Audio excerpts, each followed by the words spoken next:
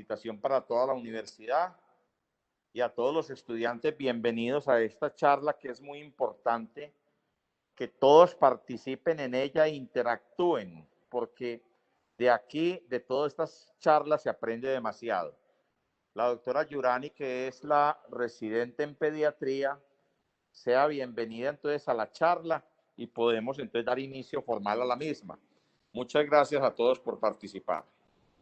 Bueno, entonces, buenas tardes a todos. En la tarde de hoy voy a estar gracias Rodrigo, voy a estar como moderador de esta revisión que va a hacer la doctora Yurani Urbano, que como dijo el doctor Ocampo es una residente de segundo año de pediatría. Ella va a abordar un tema importantísimo para todos aquellos médicos que atendemos niños, y a todos en algún momento nos va a tocar atender niños.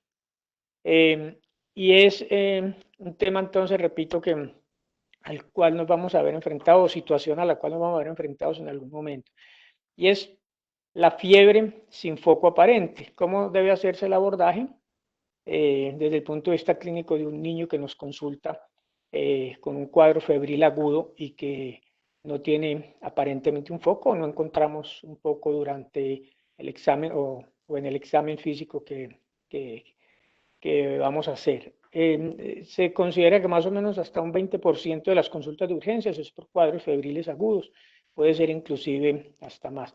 Entonces le doy paso a la doctora Yurani para que inicie su conferencia. Muchas gracias a todos por acompañarnos esta tarde. Espero que sea de mucho provecho la conferencia del día de hoy. Muchas gracias.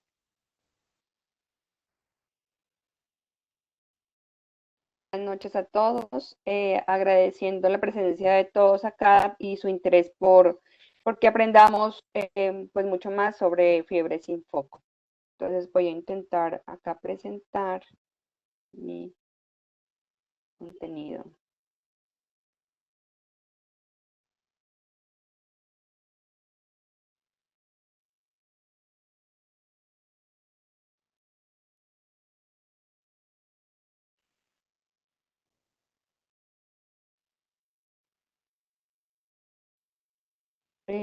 ¿Están viendo mi pantalla?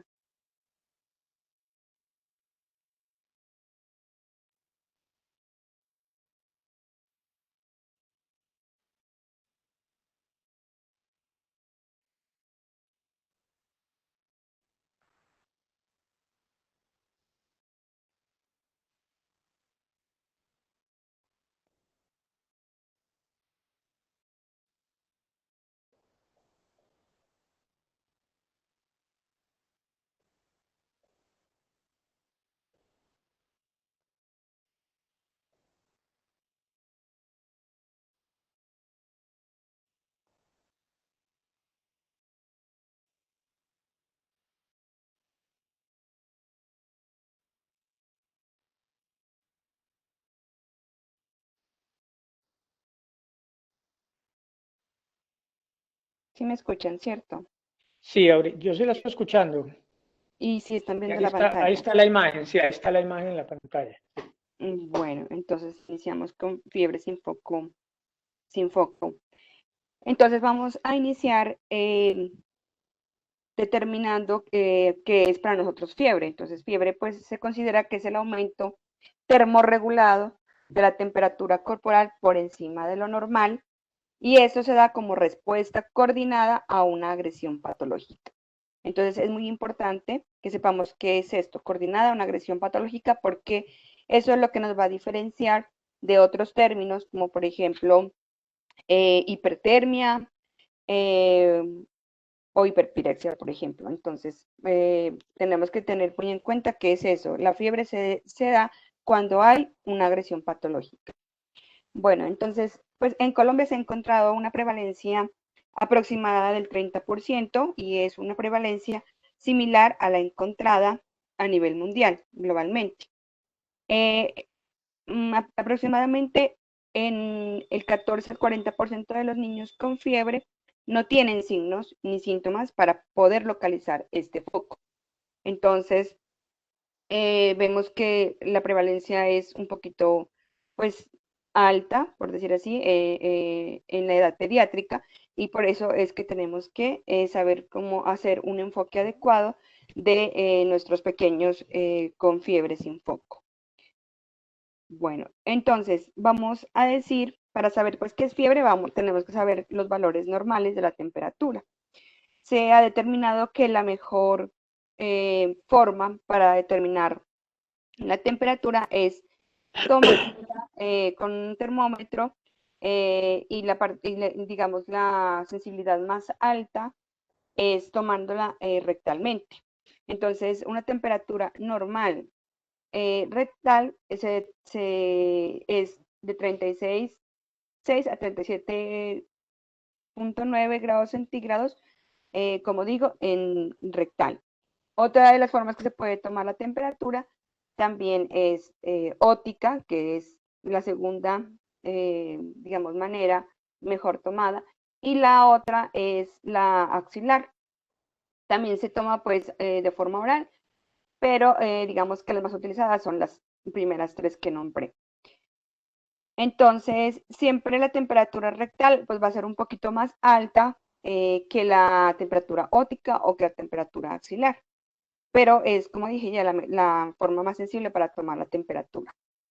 Entonces, se encuentra también en algunos textos que la temperatura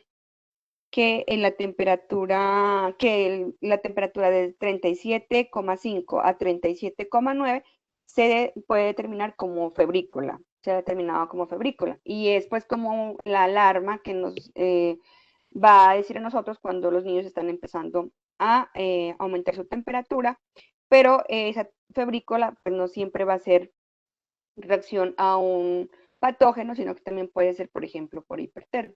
¿Listo? Bueno, entonces ya vamos a determinar que fiebre es la temperatura rectal mayor a 38 grados centígrados. Y también tenemos que tener en cuenta otros conceptos como el de hiperpirexia, que es cuando la temperatura rectal aumenta más de 40 grados centígrados. Y también hipertermia, que es pues el aumento de la temperatura corporal por encima del punto de ajuste del hipotálamo.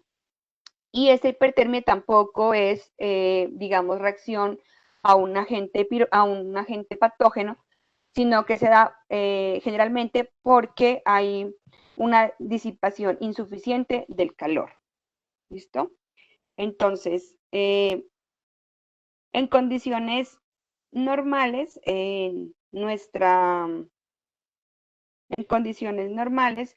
digamos, nuestra temperatura también varía, ¿no? No es constante. Varía también, por ejemplo, de acuerdo a algunas regiones, varía en función de numerosos factores, como por ejemplo la hora del día. Aquí estamos viendo la gráfica a la derecha, que por ejemplo, uno de los puntos más altos de nuestra temperatura es aproximadamente las 6 de la tarde, y ya cuando estamos a la medianoche la temperatura puede disminuir a su punto mínimo, nuestra temperatura corporal.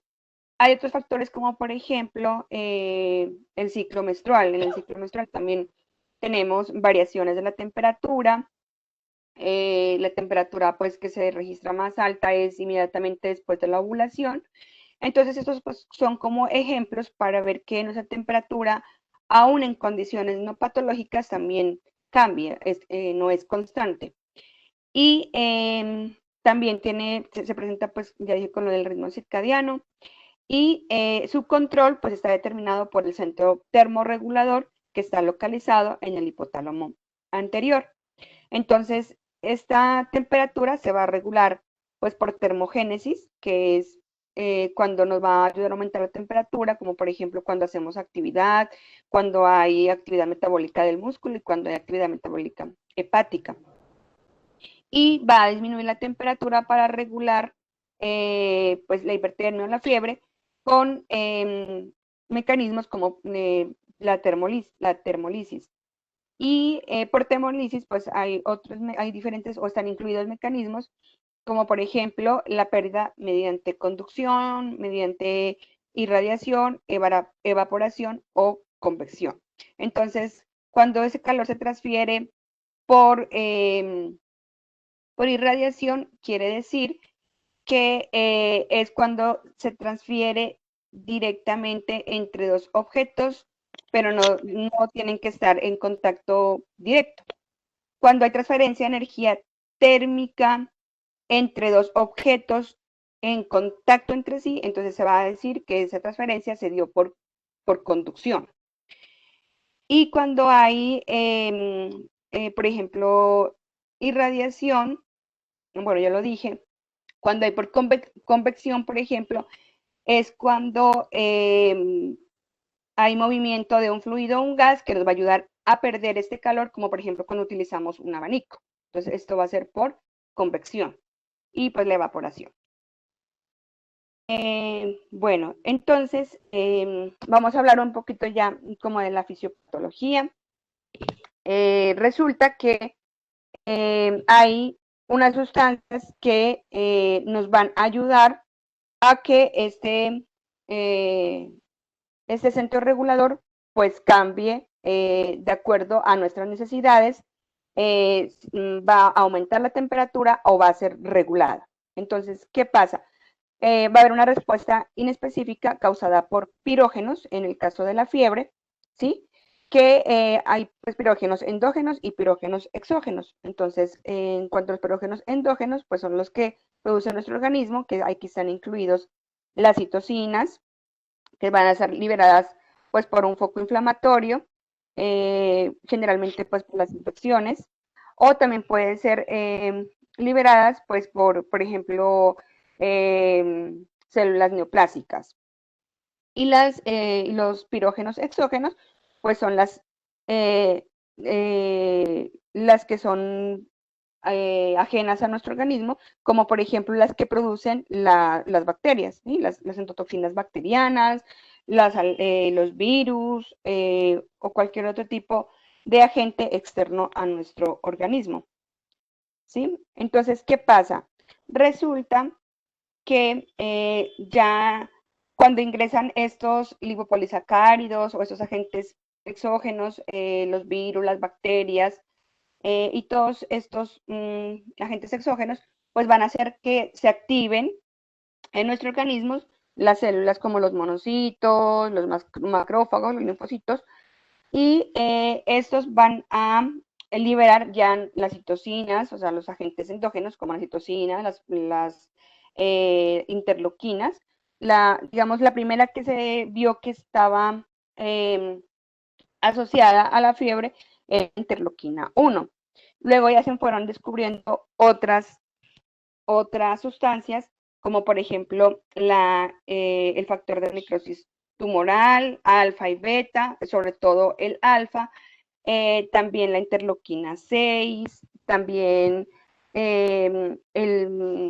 se vio que estaba la proteína alfa 1 inflamatoria del macrófago, la interleuquina, bueno, la 1, la alfa y la beta, el interferón también, el alfa y el beta. Entonces, todas estas sustancias hacen que, bueno, cuando van a la circulación, van a llegar al endotelio del hipotálamo exactamente a activar el órgano vascular de la lámina terminal, que está, digamos, anterior al hipotálamo, y aquí se va a producir prostaglandina E2, que es pues una sustancia muy importante.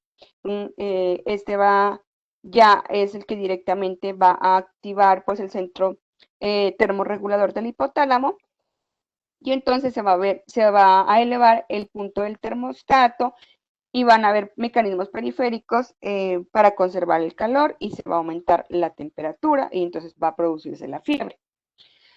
También, pues aquí también, digamos, hay mecanismos contrarreguladores, entonces para controlar esa fiebre, uno de esos mecanismos, pues recordemos que se va a dar es con la vasodilatación, entonces resulta que esa temperatura activa, digamos, las terminaciones nerviosas de los vasos van a hacer que se dé la vasodilatación, se va a dar la sudoración y por tanto vamos a perder ese calor para tratar de que se regule esa temperatura, esta temperatura elevada. ¿Listo? Entonces, bueno, tenemos también unas etapas, no sé, tenemos una etapa cuando se da la fiebre, que es, por ejemplo, la primera etapa es cuando hay un ascenso de la temperatura, ¿sí? Aquí en este ascenso de la temperatura, pues vamos a tener, vamos a sentir escalofrío, va a empezar a subir la temperatura y vamos a sentir pues ya sintomatología asociada como por ejemplo sed intensa, ya el malestar general, cefalea, que va a haber pues vasodilatación, van a haber fases rubicundas, ¿sí? Va a empezar a haber taquicardia, bueno.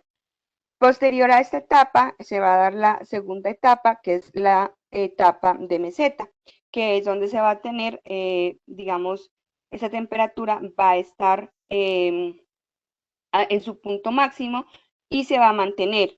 Y entonces vamos a mantener pues la sintomatología que acabé de mencionar también.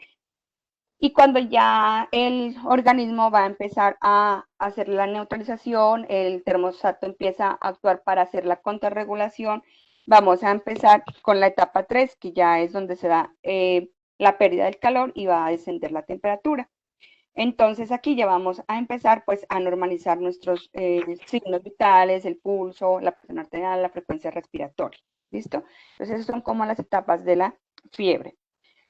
Bueno, tenemos efectos benéficos de la temperatura, ¿sí? Como dije antes, es muy, estas sustancias liberadas, estos pirógenos endógenos, la interleuquina 1, son los que van a llamar la alarma en nuestro organismo para que el sistema inmune empiece a actuar en contra pues, de esos agentes infecciosos. Entonces, por ejemplo, la interleuquina 1 lo que nos va a ayudar a hacer es que va a llamar pues, a los linfocitos, a linfocitos T para que empiecen a la cadena pues, de la reacción inmunológica. También lo que puede hacer es que aumentan la transferrina. ¿Con qué función? Pues con la función de que el hierro que está disponible se guarde y no sea utilizado por las bacterias para su propio bien, sino que van a dejar a las bacterias sin hierro para pues evitar que tengan pues más forma o de actuar o de fortalecerse, por decir así. Y entonces, estas citocinas nos van a ayudar a eso, a mejorar la respuesta del huésped a la infección. También pues van a aumentar, como ya dije, la migración de los leucocitos, la producción del interferón y la transformación de las células a los fagocitos, que son los que nos van a ayudar a controlar o a encapsular estas bacterias, estas toxinas, con el fin pues de controlarlos y de que se dé que sean pues de alguna forma los fagocitos sean bactericidas o bacteriostáticos de estos agentes para poder controlar la infección. Sí, bueno, ya hablé también lo del hierro sérico. Bueno, hay otros mecanismos por los cuales se va a producir la fiebre. Entonces, también se da por la pérdida defectuosa del calor, como en el caso de la displasia ectodérmica o una exposición intensa al calor. También se va a dar por la producción, por el aumento de la producción de calor, que hay un mayor aumento de la producción del calor y hay poca pérdida de calor. Entonces, esto se puede producir, por ejemplo, en la intoxicación por salicilatos o en la hipertermia maligna. ¿Sí? Y hay también, pues, fármacos que van a producir fiebre, que es por ejemplo, la vancomicina, la anfotericina B, el allopurinol, entre muchos otros. ¿Listo? Bueno, entonces, para empezar a hablar ya de nuestra fiebre sin foco, tenemos que familiarizarnos con las definiciones, con unas definiciones. Entonces, tenemos que fiebre sin foco, o antes llamado síndrome febril sin foco, es una enfermedad febril aguda con una duración menor a una semana, ¿sí? y pues no va a haber un foco evidente después de haber hecho una anamnesis adecuada, un examen clínico detallado, no vamos a encontrar ese foco, entonces vamos a hablar de fiebre sin foco.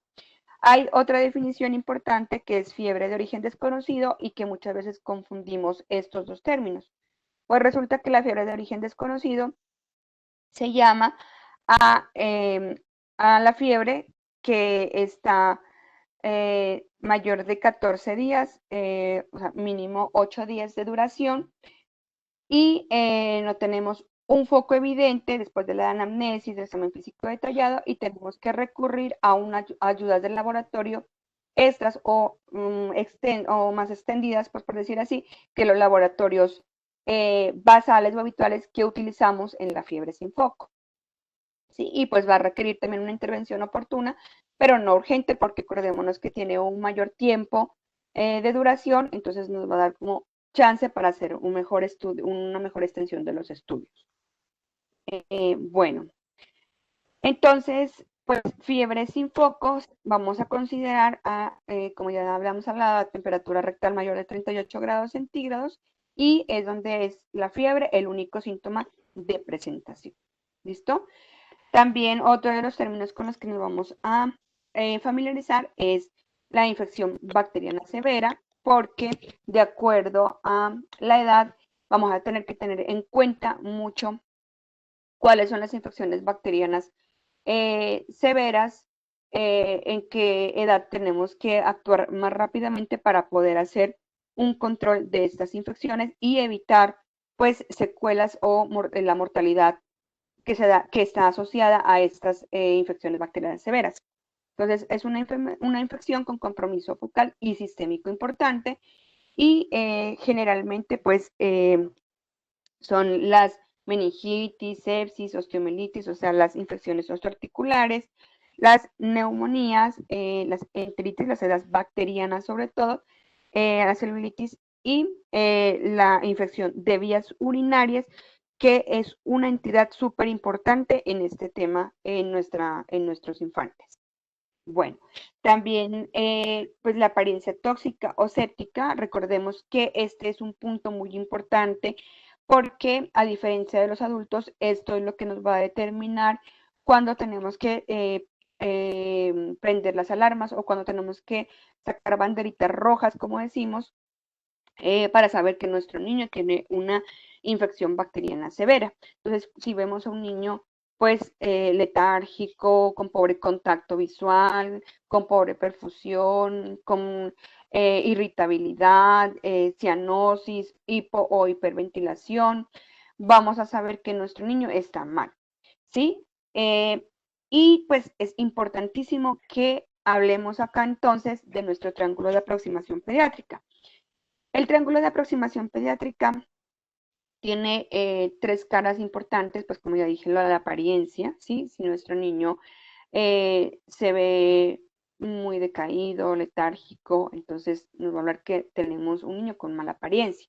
La respiración, si el niño está polipneico o si el niño está bradipneico o si está haciendo gasping o pues como nosotros escuchamos comúnmente a los familiares que hizo boqueo, ¿sí? O apneas, entonces eso nos va a llamar la atención en cuanto a la respiración. Y la circulación cutánea, ¿sí? Cuando un niño está moteado, cuando tiene pobre perfusión periférica, cuando vemos que está cianótico, entonces nos va a hablar que tenemos una circulación cutánea comprometida. ¿Listo? Entonces, otro de los términos con los que nos tenemos que familiarizar es con bacterias. Acá es la presencia de bacterias en hemocultivos de niños con fiebre sin foco, y efecto tóxico. Entonces, es importante, y acordémonos que ha disminuido, gracias a estas bacterias ocultas, han disminuido. Antes teníamos una prevalencia del 5%, ahora gracias a la vacunación tenemos un 1% de bacterias ocultas, y pues hay mayor riesgo de bacterias en los lactantes febriles menores de 3 meses. ¿Listo? Bueno, entonces también tenemos que tener en cuenta lo que es bacteremia, que es la presencia de bacterias en sangre y en niños con fiebre sin foco, ¿sí? Entonces puede ser primario, puede ser secundaria la infección. En cuanto a la sepsis, pues es muy importante. Antes hablábamos de sepsis en la respuesta sistémica a la inflamación con alteraciones pues de la frecuencia cardíaca, de la frecuencia respiratoria, ¿sí? Ahora tenemos que tener muy en cuenta que tenemos el Quick SOFA, ¿sí? Tenemos una escala que nos ayuda muchísimo para determinar pues cuando nuestros niños tienen sepsis. Entonces acá pues vamos a tener la respiración, la oculación, el perfil hepático, el comportamiento cardiovascular, neurológico y renal. Entonces pues solamente acá les traje como el ejemplo para que veamos que tenemos que empaparnos y tenemos que buscar y saber muy bien lo del COSTOFA para poder determinar cuándo nuestro niño está en sepsis. Y cuando está en shock séptico, pues sabemos que es cuando el niño con sepsis tiene ya alteración cardiovascular y no va a responder al tratamiento con 40 mililitros de soluciones isotónicas por kilo. Entonces, si hemos puesto 2 bolitos de 20 cc por kilo y nuestro niño sigue pues mal y está comprometido cardiovascularmente, vamos a decir que nuestro niño tiene un shock séptico. ¿Listo? Entonces vamos a categorizar la fiebre. Entonces, pues tenemos a los niños que nos van a llegar a la consulta con fiebre, pero ese niño no se ve comprometido, podemos localizar la infección, con una buena anamnesis y un examen físico sabemos que tenemos un foco y que vamos a poder tratarlo. Y llamando a control a ese niño, ya con un tratamiento vamos a determinar que es una fiebre de corta duración. Entonces, pues es una fiebre que generalmente no va a comprometer a nuestros pequeños.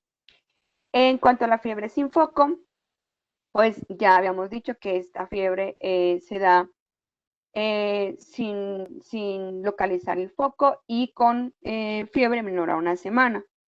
¿Listo? Es frecuente en niños menores de 3 años y no vamos a poder hacer pues el diagnóstico, sino ya cuando tenemos que empezar pues como a hacer otro tipo de exámenes para poder intentar determinar ese foco.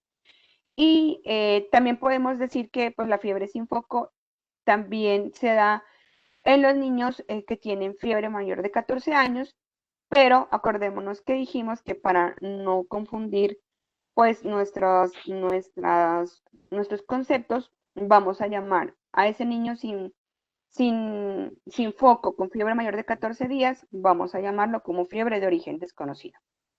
¿Listo? En cuanto a la etiología de la fiebre sin foco, pues va a variar según los grupos de edades. En Colombia tenemos que tener muy en cuenta que tenemos tenemos variaciones de climas, entonces tenemos que tener en cuenta las patologías tropicales. Se hizo un estudio en Antioquia con 220 pacientes con síndrome febril no palúdico y se encontró que el 37.3% estaba asociado a dengue, que el 14.1% estaba asociado a leptospirosis, que 2.7% estaba asociado a riquecias, el 0.5% arenavirus y en el 57.3% pues no se pudo determinar la causa. ¿Listo? Entonces, en cuanto a la etiología, como ya había dicho anteriormente, tenemos que tener muy en cuenta que tenemos a la infección de vías urinarias como la primera causa en los lactantes y en los niños pequeños. ¿Listo? Acordémonos que esta infección de vías urinarias en los primeros 3 meses de vida tenemos como una relación muy igual entre los varoncitos y las niñas, ¿sí? Y ya en cuanto a los menores de 1 año, pues sí, después de los 3 meses toma, digamos, una prevalencia, una incidencia y una prevalencia más alta en las niñas acordémonos por la anatomía, ¿sí? Entonces, pero la infección de vías urinarias es una entidad muy importante en la fiebre sin foco en la infancia, sobre todo en los niños menores de 1 año. Otra de las entidades que son importantes determinar en la fiebre sin foco va a ser la neumonía. Sobre todo, acordémonos que si tenemos un niño menor de 5 años, aunque no tenga evidencia clínica de neumonía, pero tomamos paraclínicos y y tenemos leucocitos aumentados por encima de 20.000, entonces tenemos que tomar unas imágenes diagnósticas, porque aunque no tenga evidencia clínica de neumonía, podemos estar enfrente de una neumonía. Y así se ha determinado en los estudios que aproximadamente en el 20 al 30% de estos pacientes menores de 5 años con fiebre sin foco aparente se determinó con imagen radiológica que era una neumonía. Entonces es súper importante pensar en esta entidad. Y pues acordarnos de los gérmenes más comunes, ¿sí? Antes de la vacunación decíamos que el Streptococcus pneumoniae y el Haemophilus influenza tipo B sobre todo estaba muy relacionado, pero después de la vacunación pues hablamos ya de otros patógenos como la E. coli, el Staphylococcus aureus, la Neisseria meningitidis, el Streptococo del grupo A, B, ¿sí? Y los gérmenes gram negativos, la E. coli, que es muy importante. Listo. Entonces, en cuanto a la evaluación, pues tenemos que hacer una historia clínica completa, tenemos que tener en cuenta los antecedentes familiares, los antecedentes perinatales, ¿sí? Sí, la vacunación es súper importante, tenemos que ver el patrón de la fiebre, la duración de esta, debemos hacer un examen físico exhaustivo, debemos tomar laboratorios según lo que encontremos al examen físico. Todo esto intentando identificar el foco, inclinándonos a lo que nos está diciendo la historia clínica y el examen físico, e identificar el riesgo de una infección oculta potencialmente grave, sobre todo en los niños menores de 3 meses. Porque, bueno, vamos a ver más adelante por qué. Listo. Entonces, en cuanto a determinar el patrón de la fiebre, pues sabemos que los neonatos, hay que ponerle mucha atención porque un neonato con fiebre puede tener una infección bacteriana o una infección potencialmente grave, ¿sí? También a los neonatos tenemos que tener en cuenta pues que ellos hacen hipotermia cuando tienen algún tipo de infección, pero en cuanto a determinar sepsis en nuestros neonatos, vamos a tener en cuenta la temperatura, la fiebre, ¿sí?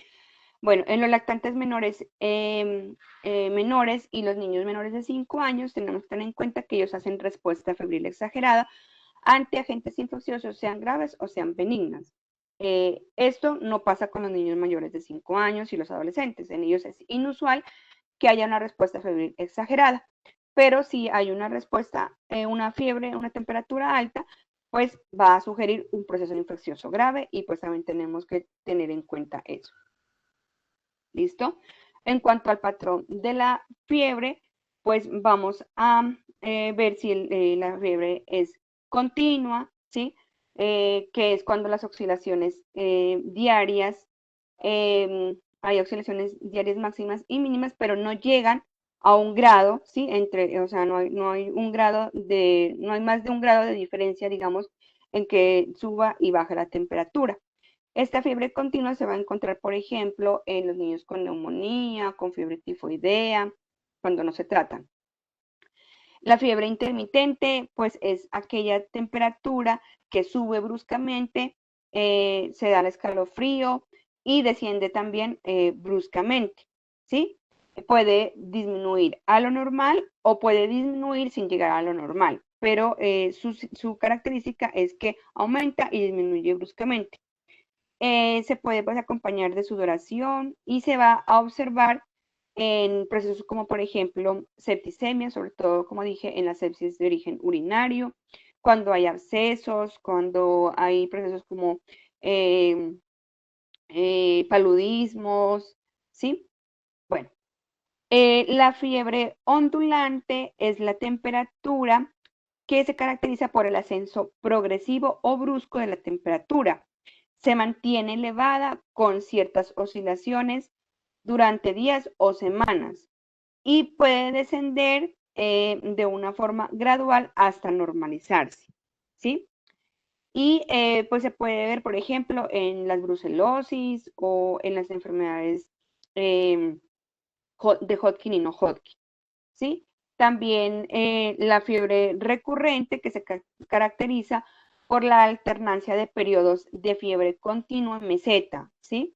Y pueden durar también días, generalmente 2 a 5 días. Y pues pueden ser seguidas de una fase en la que se normaliza la temperatura, o sea, no hay fiebre, pero se puede acompañar en estos tiempos de escalofríos, bueno, de cefalea y de otros síntomas, ¿sí?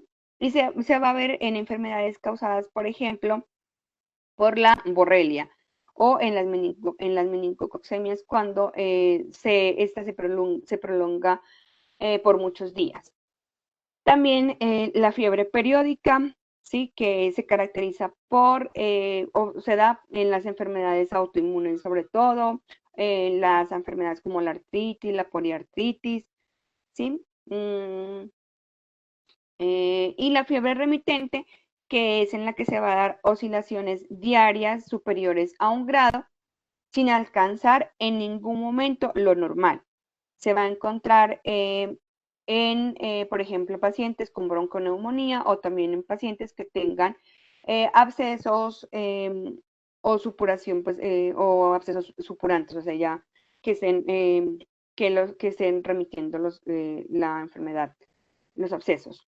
Bueno, entonces vamos a empezar con el enfoque del paciente con fiebre sin foco. Entonces, vamos a hacer la valoración inicial de nuestros pacientes. Bueno, ya hicimos el diagnóstico de la fiebre sin foco. Vamos a aquí, después ya hicimos el anamnesis, el examen físico, pero vamos a tener que empezar a utilizar los paraclínicos para poder determinar ese foco.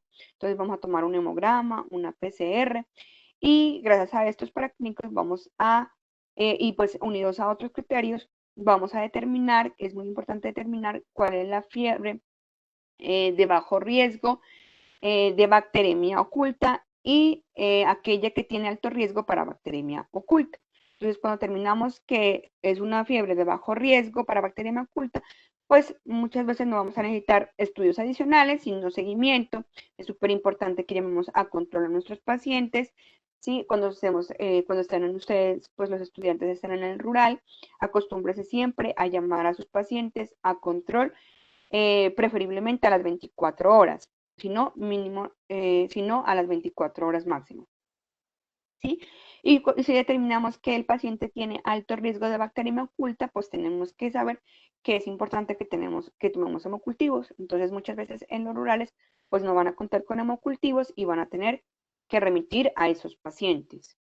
¿Listo? Entonces, en esta escalita, acá están los factores de riesgo para bacteremia oculta. Entonces, tenemos los factores de bajo riesgo y tenemos los factores de alto riesgo. Entonces, en cuanto a los factores de alto riesgo, tenemos aquellos niños menores de 3 meses, los niños con vacunación incompleta, cuando la temperatura es mayor a 40 grados centígrados, cuando hay leucocitosis mayor de 15.000, cuando en el extendido de sangre periférica hay granulaciones o vacuolizaciones de neutrófilo, trombocitopenia, cuando hay una enfermedad de base como la anemia de células falciformes, inmunodeficiencias, desnutrición, cardiopatías, enfermedades pulmonares crónicas, ¿sí? Entonces, todas las patologías de base se van a considerar como factores de alto riesgo. Y como ya habíamos dicho, súper importante nuestra apariencia, la apariencia de nuestros pequeños. Si es una apariencia tóxica, enferma, si tiene irritabilidad. Entonces, esto de entrada, la apariencia nos va a determinar si un niño es de alto riesgo o de bajo riesgo. ¿Listo? Bueno, entonces, si tenemos algún niño con un niño con algún criterio de alto riesgo, pues vamos a tener que determinar, vamos a tener que ver el triángulo de aproximación. Vamos a ver las otras dos caras del triángulo de aproximación, o sea, la respiración y la circulación. Bueno, si tenemos a un niño que luce bien, que tiene las vacunas completas, entonces tomemos o no tomemos hemocultivo, vamos a llamar a control ambulatorio a ese niño sin manejarlo con antibióticos y en 24 horas vamos a determinar si ese niño va a requerir extender otro tipo de paraclínicos, por ejemplo, si no tomamos hemocultivo, pues los hemocultivos, o por ejemplo, tomar urocultivo, ¿sí? Si ese niño luce bien y tiene las vacunas incompletas, va a tener un riesgo de bacteriemia oculta aproximadamente del 5%. Entonces aquí sí es muy importante que se tomen otro tipo de paraclínicos como los hemocultivos, el urocultivo y tener en cuenta pues ya, por ejemplo, si los leucocitos son mayor de 15.000 y si tiene, por ejemplo, algún tipo de riesgo, por ejemplo, que en la casa alguien tuvo una infección respiratoria o sintomatología respiratoria, entonces tenemos que tener en cuenta que tenemos que tener que acudir a la radiografía de tórax. ¿Listo? Entonces, cuando los niños tienen un factor de alto riesgo, tenemos que determinar estos paraclínicos para saber si tenemos que utilizar un antibiótico empírico mientras llegan los hemocultivos y los urocultivos para poder ajustar ese tratamiento, para poder ajustarlo a una terapia dirigida. Bueno, entonces, cuando tenemos la apariencia tóxica, ya dijimos, este paciente debe ser hospitalizado sin importar que nuestros paraclínicos iniciales estén alterados. ¿Listo?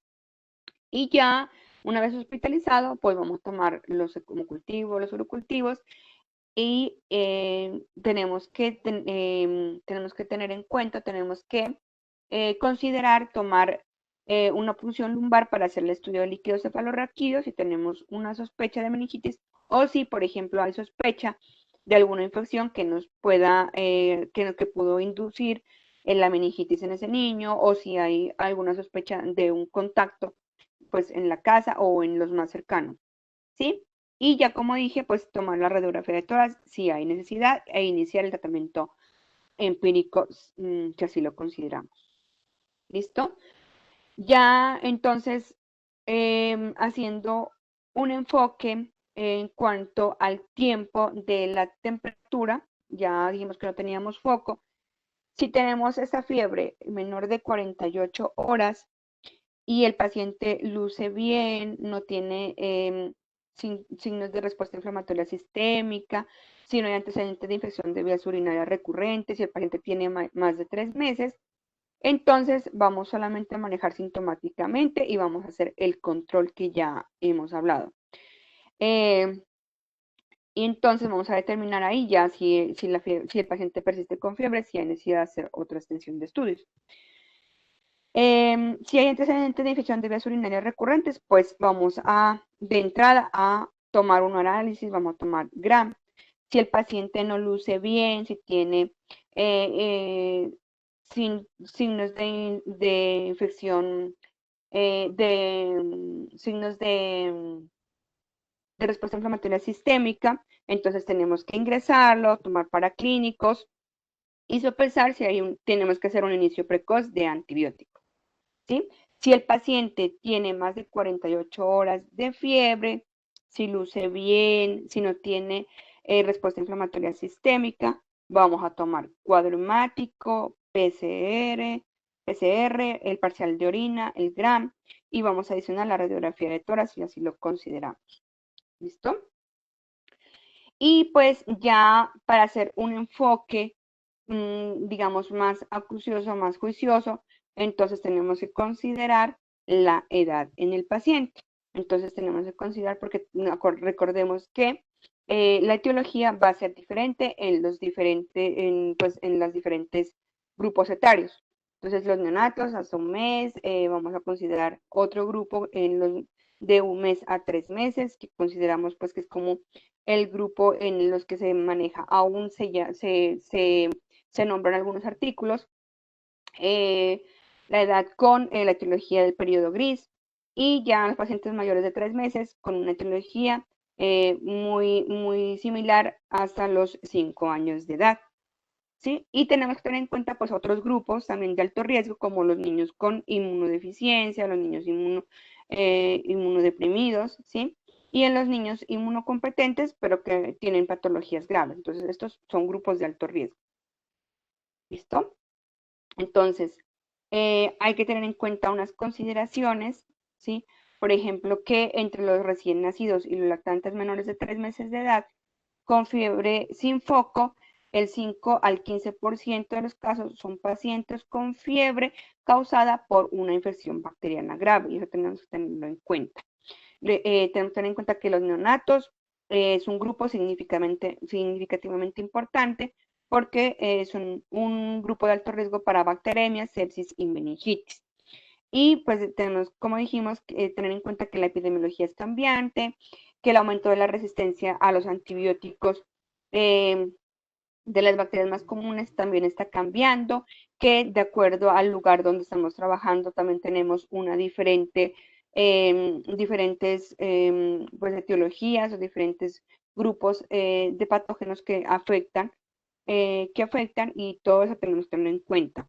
La identificación, el tratamiento temprano de los pacientes con infecciones bacterianas graves se considera esencial para asegurar resultados favorables de la enfermedad y evitar secuelas o evitar pues la mortalidad que es alta cuando se asocia a las infecciones bacterianas graves. Entonces, es importante que hagamos ahí una identificación temprana de los grupos de bajo y los grupos de alto riesgo. Bueno, en cuanto entonces a la etiología, tenemos que en los niños y por edades, pues tenemos en cuenta, tenemos que en los niños menores de 1 mes, sin fiebre, con fiebre sin foco, perdón, tenemos que las enteritis, las neumonías, las bacteremias, las meningitis y las infecciones osteoarticulares son el grupo más frecuente, y toma importancia, como ya dijimos, la infección de vías urinarias. ¿Listo? Y pues tenemos la etiología acá presente en los neonatos con sepsis temprana. Entonces tenemos que el Streptococcus galactiae, los gram negativos como la E. coli, son los principales factores etiológicos en nuestros neonatos con infecciones tempranas. Ya en los neonatos con infecciones tardías, pues también tenemos que tener en cuenta otros como la Staphylococcus coagulasa negativa, el Staphylococcus aureus, la E. coli sigue teniendo importancia, y también los enterococos. Y ya pues, digamos, en otros contextos, cuando son infecciones de más largo tiempo, o en infecciones en pacientes que están hospitalizados por largo tiempo, pues la cándida. ¿Listo? En los niños con infecciones de 1 a 3 meses, tenemos que tener en cuenta, bueno, también en los niños menores de 1 mes, tenemos que tener en cuenta también la etiología viral, ¿cierto? Y sobre todo en los niños menores de 1 mes, pues el virus del herpes, ¿sí? El virus del herpes simple tipo 1, tipo 2. Y ya en los niños, pues de 1 a 3 meses, como dijimos, son los niños con infecciones, se considera el periodo gris porque va a tener etiología tanto de los menores de 1 mes como de los mayores de 3 meses. Entonces aquí, en el contexto viral, vamos a tener en cuenta a los enterovirus, a los parecovirus, al virus sincitial respiratorio, al virus, a la influenza, al virus del herpes tipo 6, a los arbovirus, como por ejemplo el dengue, que está incluido aquí. Y ya en cuanto a la etiología bacteriana, pues la E. coli, el Streptococcus del grupo B, ¿sí? Antes se decía que la E. coli estaba como en la primera línea, ahora el Streptococcus del grupo B está tomando importancia, y en muchos artículos se considera como el primer agente etiológico.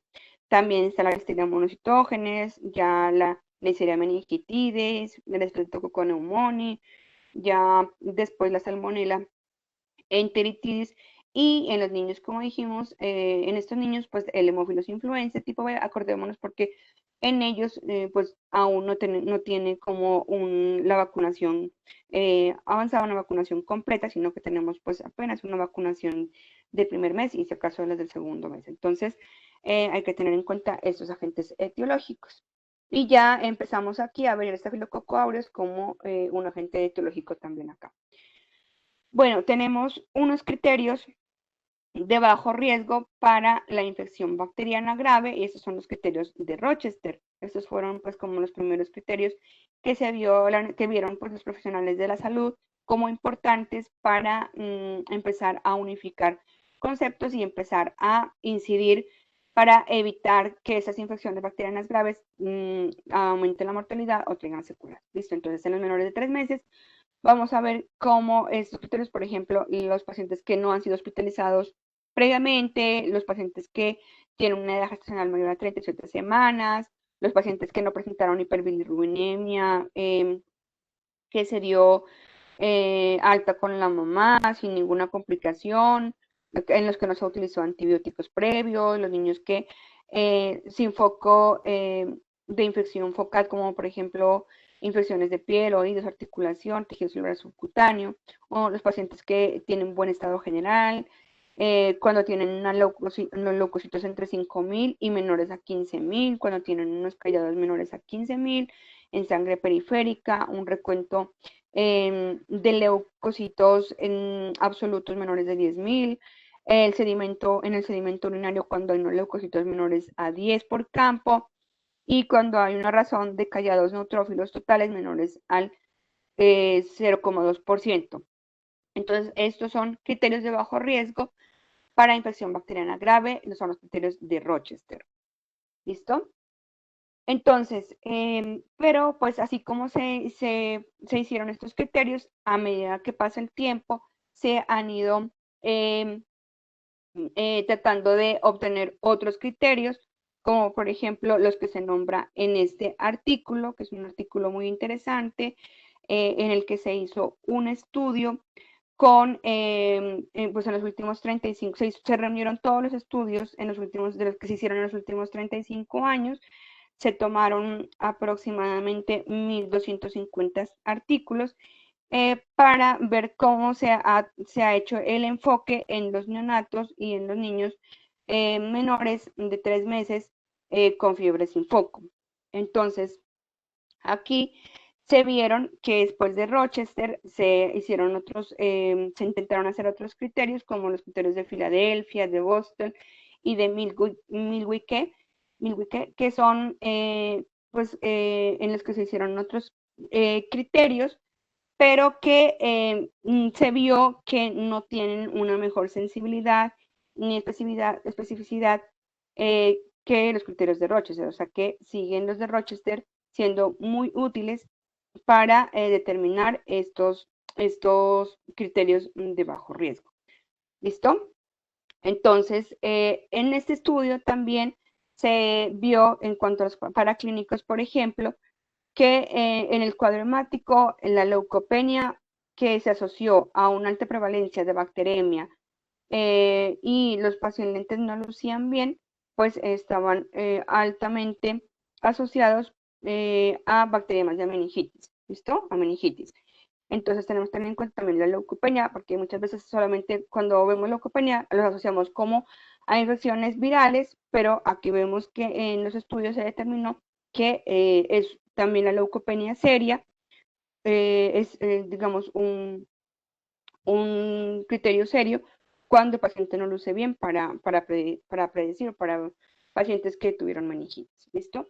También se vio que para clínicos como la PCR, la procalcitonina, unidas aumentan, digamos, nuestros criterios para determinar una infección bacteriana seria, ¿sí? Que tienen alta sensibilidad y especificidad juntos, y entonces, pues nosotros que la tenemos disponible, tenemos que hacer uso de ellos para guiarnos mejor. También pues se encontró en un estudio de Wong y Cole, que por ejemplo la interleuquina 27 en suero, cuando estaba mayor a 5 nanogramos sobre mililitro, era un marcador muy importante y predijo una infección bacteriana grave o seria en los niños menores de 10 años. Pero, pues lastimosamente en nuestro medio no podemos hacer uso de ella porque pues, no contamos con la interleuquina 27. ¿Listo? Y algo muy importante que se determinó en estos estudios, ya digamos como los estudios pues más nuevos, es que se ha hecho el enfoque paso a paso, o sea, el state by state, que se conoce, digamos, se conoce mejor así en nuestro medio. Y en este se reveló que los bebés con buena apariencia, los bebés que son menores de 21 días de edad, con una PCR menor de 20, con una procalcitonina menor a 0,5 nanogramos sobre mililitro y con un recuento de neutrófilos absolutos de menor de 10.000, tuvo un riesgo menor para una infección bacteriana grave. Entonces, vamos a ver ahorita de qué se trata el state by state.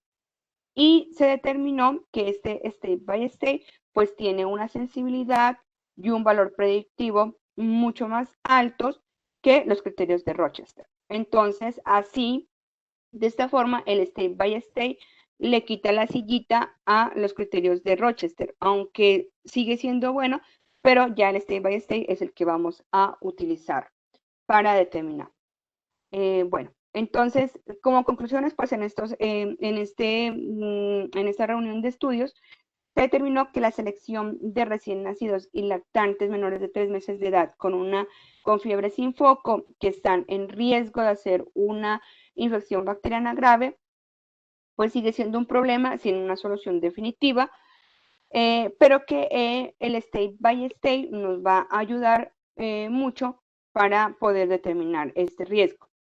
Que pues el riesgo de que tengamos una enfermedad invasiva es muy bajo, ¿sí? Más ahora cuando tenemos pues otros laboratorios, como dije, la procalcitonina y la PCR, para poder identificar o permitir identificar un mayor número de niños con fiebre sin foco que realmente tienen una infección bacteriana grave y que necesitan una hospitalización inmediata y una adecuada terapia y una adecuada y oportuna terapia antibiótica. ¿Listo? Entonces, este state by state es la mejor solución para asegurar un enfoque adecuado a todos los niños menores de 3 meses con fiebre sin foco. ¿Listo? Bueno, listo. Entonces, aquí tenemos a state by state. Em, este es nuestro algoritmo, ¿sí? Entonces, todos los pacientes que no lucen bien, ¿sí? Ya le hicimos, tienen alteración en el triángulo de aproximación pediátrica. Estos niños que sí tienen alteración del triángulo, pues vamos a tener que, en los niños menores de 3 meses, vamos a tener que tomar cuadro hemático, PCR, hemocultivo, uroanálisis, urocultivo y la punción lumbar, ¿sí? Y tenemos que hacer un inicio de un manejo antibiótico empírico para evitar que esta infección bacteriana grave pues tenga alta mortalidad, como dije, o secuelas importantes. Si el niño luce bien, si no hay alteración del triángulo de la aproximación pediátrica y el niño es menor de 28 días, entonces vamos a tomar, cuadro hemático, PCR, hemocultivo, uroanálisis, urocultivo y la punción lumbar y vamos a hacer el inicio de manejo antibiótico también, si es un menor de 28 días. Si es un mayor de 28 días y luce bien, si no tiene alteración del triángulo de aproximación pediátrica, entonces vamos a tomar simplemente el cuadro hemático, la PCR, el parcial de orina y el urocultivo. Y vamos a darnos cuenta de los leucocitos en orina. Si hay leucocituria en la orina, entonces tenemos que tomar hemocultivos y tenemos que iniciar el manejo antibiótico y vamos a considerar, dependiendo, pues vamos a considerar tomar la punción lumbar o no de acuerdo a las características clínicas. Si ya tenemos pues un foco urinario, entonces muchas veces pues diferimos la punción lumbar, no la hacemos. Pero ahí está un 1% de estos pacientes que pueden hacer una infección bacteriana seria como meningitis. Entonces, si vemos que el paciente está muy comprometido, que está letárgico, entonces vamos a considerar tomar la punción lumbar. ¿Listo? Si no tenemos leucocituria en el uroanálisis, entonces tenemos que darnos cuenta cómo está la PCR y el recuento de los leucocitos y de los neutrófilos.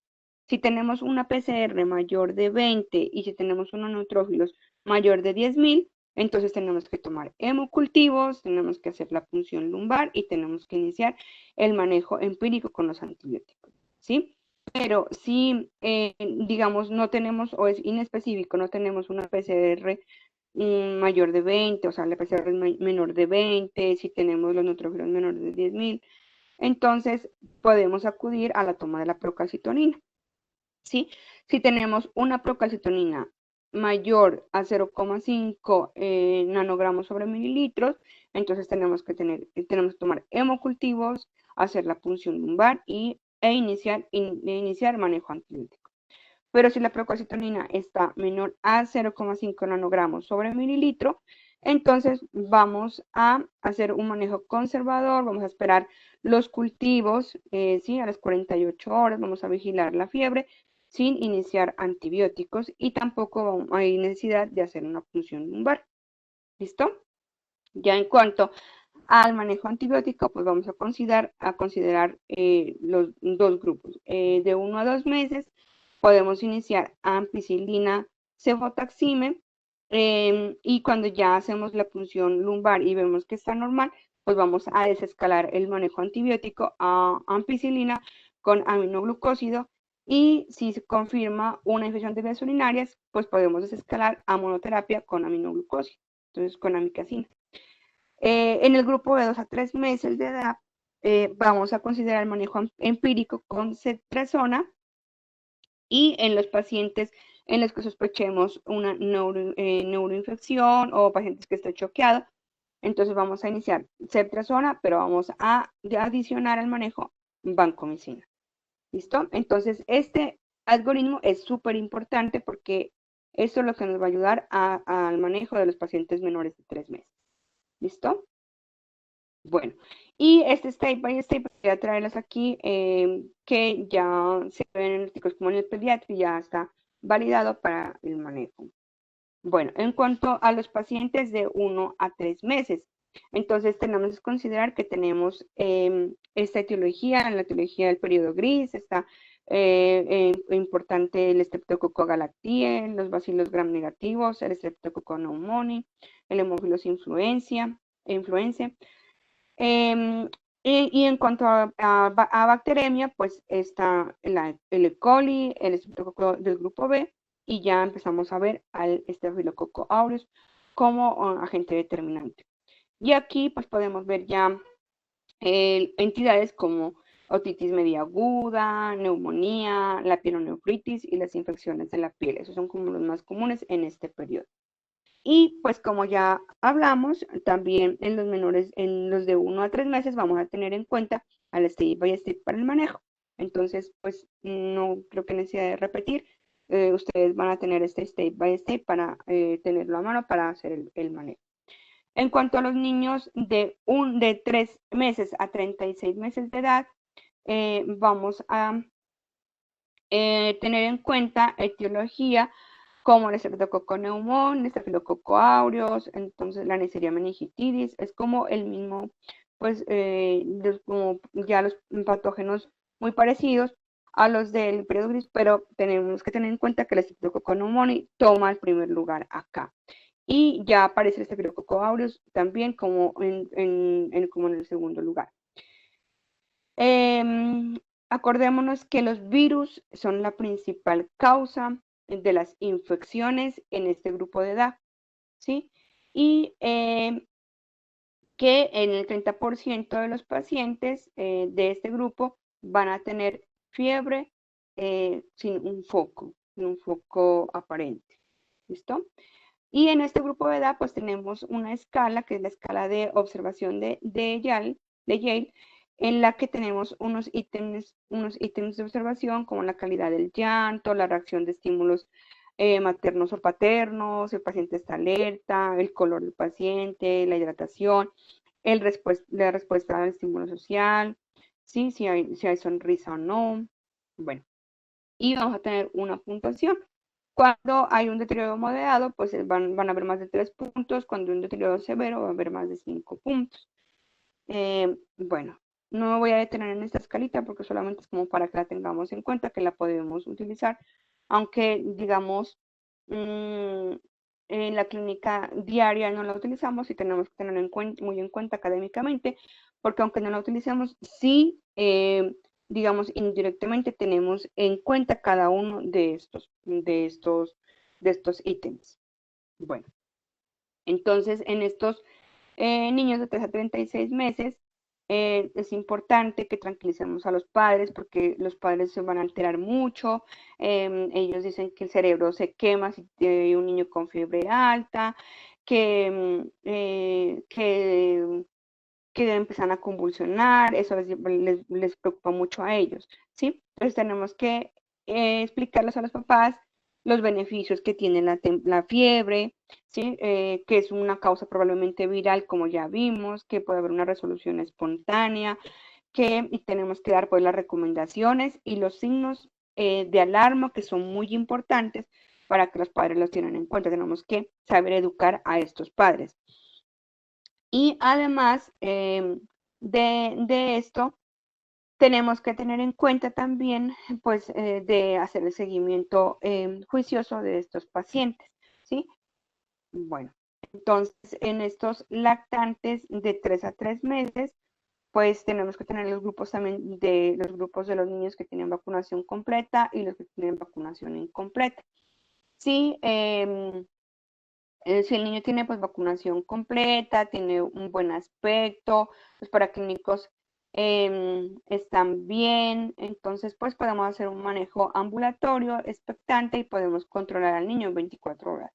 Pero si por el contrario los niños tienen vacunación incompleta, aunque tengan buen aspecto, pero tienen pues cuadro hemático con mayor de 15.000 leucocitos, pues entonces sí tenemos que ver si la posibilidad de cultivar, hacer hemocultivos, hacer cultivos y en dado caso pues el urocultivo. Y en estos niños pues podríamos iniciar antibiótico empírico y controlar en 24 horas. Pero esto en el caso de que estén ustedes en un lugar pues apartado, si estén en un celular, estén en un lugar apartado y lo llaman a control, si el niño está más comprometido algo, pues tienen que ver la manera de remitirlo, ¿sí? Bueno, en cuanto al manejo de estos niños, pues si los niños lucen mal o críticamente enfermos, acordémonos que tenemos que hospitalizarlo e iniciar manejo empírico, pero si el niño luce bien y tiene un factor de riesgo, pues tenemos que ver el factor de riesgo al que nos enfrentamos y ver si podemos hacer un manejo expectante sin antibiótico y llamado al control. Pero tenemos un factor de riesgo pues importante, tenemos que tomar paraclínicos, hemocultivo, para poder hacer el ajuste del manejo empírico que vamos a iniciar. ¿Listo? Entonces tendremos que remitir. Porque es importante que manejemos con los antibióticos empíricamente y de forma precoz o de forma rápida. Es porque se ha visto, por ejemplo, hubo un metaanálisis de 4 ensayos clínicos controlados con 7.899 niños, en el que se vio que en estos niños de 3 a 36 meses de edad que tenían fiebre mayor a 39 grados centígrados y se inició un tratamiento rápido con ceftriaxona intramuscular, esto redujo la posibilidad de infección bacteriana grave aproximadamente en el 75%. Entonces, por eso es importante que iniciemos antibióticos empíricos oportunos. Ya en los niños lactantes de 36 a 60 meses de edad con fiebre sin foco, pues tenemos que seguir teniendo en cuenta que los virus son la principal causa y en cuanto a las bacterias, el Streptococcus pneumoniae sigue ocupando el primer puesto y ya el Staphylococcus aureus en infecciones bacterianas importantes, como por ejemplo las neumonías complicadas. Y acá, pues los gérmenes atípicos también entran a a tener importancia gérmenes como el Mycoplasma pneumoniae, la Chlamydophila pneumoniae, antes llamada Chlamydia pneumoniae, la Legionella pneumófila, ¿sí? ¿Por qué? Porque pues tenemos que, de acuerdo a esta etiología, tratar al paciente eh, al que nos estamos de 5 años o acerca de los 5 años que nos estamos enfrentando. ¿Listo? Bueno, en cuanto a los paraclínicos, pues tenemos que tener en cuenta los paraclínicos que nos pueden estar indicando bacteriemias ocultas, como los criterios, como ya dijimos, los hemogramas, los leucocitos mayores a 15.000, los neutrófilos absolutos mayores de 10.000, si hay trombocitopenia, si hay granulaciones tóxicas o si hay vacuolizaciones de neutrófilos. Esto tiene una alta sensibilidad y especificidad, como dijimos, cuando se aúna a otros como la PCR y como la procalcitonina. Bueno, en cuanto al uroanálisis y el urocultivo, es importante en los niños, pues sobre todo en los niños menores a 24 meses, y tenemos que tener en cuenta la toma, cómo se tomó la muestra, ¿sí? Entonces, en los lactantes, preferiblemente con sonda y con cateterismo vesical, o con punción suprapúbica, sobre todo en los niños menores de 1 mes, pero pues casi no vemos lo de la punción suprapúbica, sino más lo del cateterismo vesical, o sea, con sonda.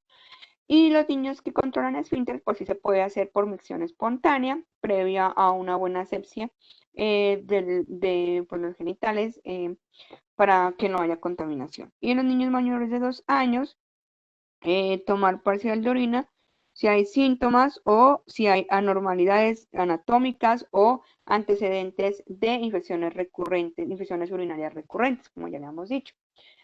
En cuanto a los hemocultivos, pues es el gold standard, por ejemplo, las bacterias ocultas. Es muy importante para iniciar el tratamiento empírico y poder después hacer el tratamiento dirigido de los antibióticos, hacer el desescalamiento antibiótico y así poder hacer un buen razonamiento o una buena racionalización de los antibióticos usados, y que no aumentemos la resistencia bacteriana a esos antibióticos. Y pueden ser falsos positivos por pues, contaminación, por eso pues también es importante que nuestros profesionales de la salud, de nuestros auxiliares, sepan cómo hacer estos homocultivos. Y pueden haber falsos negativos cuando los microorganismos son de difícil crecimiento en medios convencionales o cuando la muestra es escasa. ¿Listo? Otras paraclínicos como pruebas de biología molecular, como la PCR, también están tomando bastante auge ahora. Son muy buenas porque pues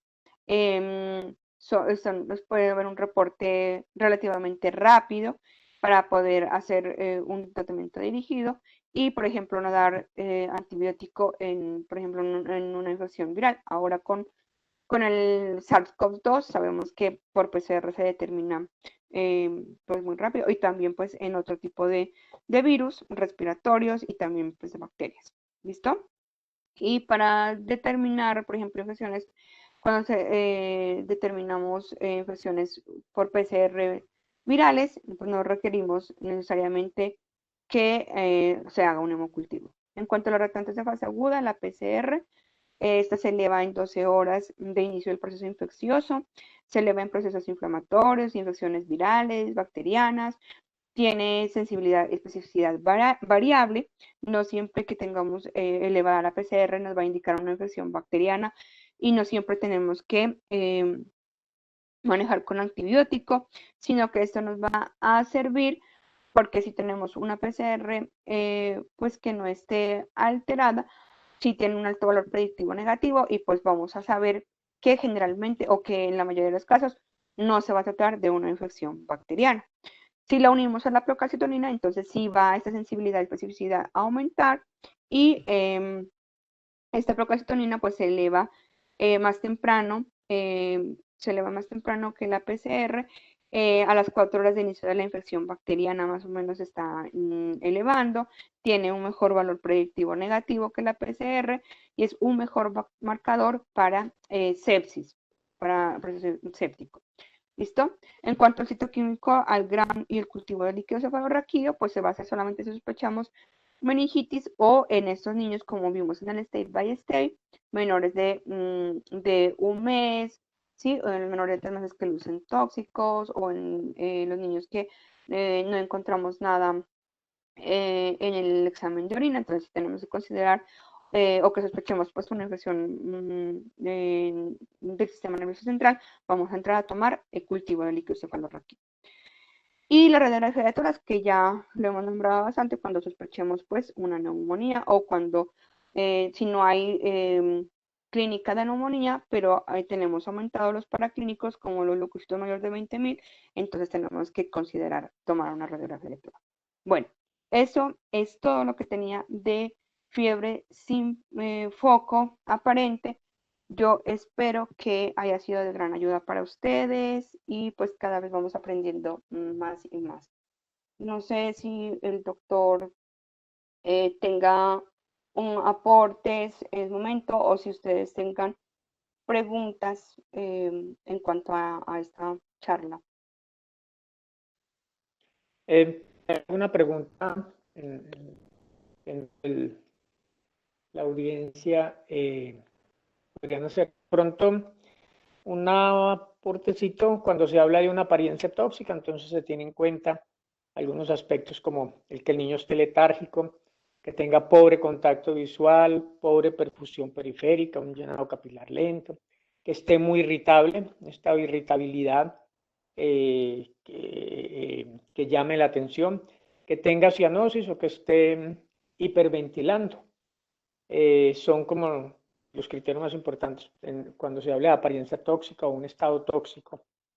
Bueno, si hay alguna pregunta en, en la audiencia, pues con mucho gusto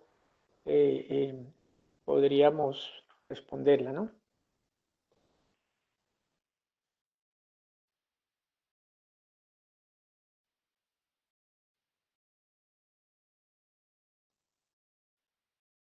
Bueno, muchas gracias al doctora Yurani por su charla, por su conferencia. Estuvo muy completa. No escucho pues que haya ninguna pregunta dentro de la audiencia.